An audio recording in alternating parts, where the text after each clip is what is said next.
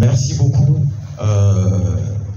Je crois que mon intervention va non seulement s'adresser aux deux communicateurs de ce matin, mais aussi à tous les autres qui passeront après eux. Lutte contre le terrorisme, responsabilité des acteurs nationaux. Je crois que l'actualité nationale nous oblige à faire allusion et attirer l'attention sur un acteur national dont les actes de certains de ces agents peuvent constituer, d'après moi, une source d'insécurité. Insécurité citoyenne, mais aussi insécurité pour les acteurs eux-mêmes. Je veux parler des bavures policières que nous observons depuis un petit moment en République du Bénin.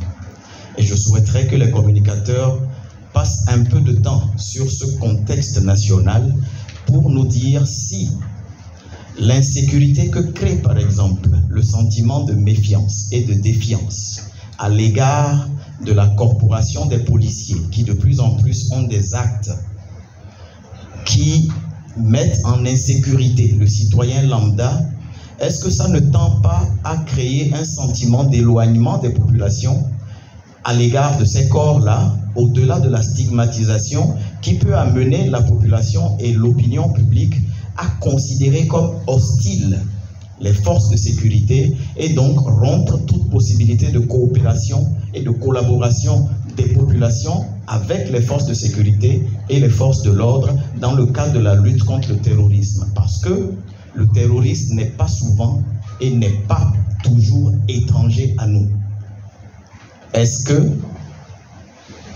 le sentiment d'impunité ou alors de tolérance des actes de bavure policière ne sont pas de nature à attirer l'attention et à faire lever les boucliers sur cette question-là qui peut constituer une source d'insécurité grandissante dans nos pays? Parce que si les populations continuent de considérer, au-delà de ce que nous entendons déjà, que la jeunesse est peut-être une cible potentielle des forces de sécurité, avec ce que nous avons entendu, je crois que j'ai entendu qu'il y a des forces de sécurité qui sont dans la salle, c'est peut-être l'occasion de les interpeller là-dessus.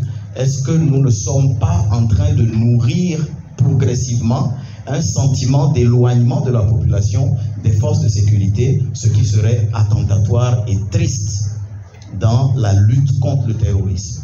Et je vais finir en ayant une pensée pour les âmes des disparus, les jeunes, et aussi souhaiter la paix dans les cœurs de leurs familles. Parce que ces policiers, ces forces de l'ordre habitent dans nos quartiers, ils habitent dans nos maisons, dans nos concessions. Il ne faudrait pas qu'une stigmatisation grandissante amène à créer une insécurité non seulement des populations, mais aussi de ces forces de sécurité, parce qu'à tort, les comportements de certains parmi eux pourraient entacher l'honorabilité et la noble mission que portent ces forces de sécurité dans leur corporation. Je vous remercie. Merci, Monsieur Nouroudine Sakassale.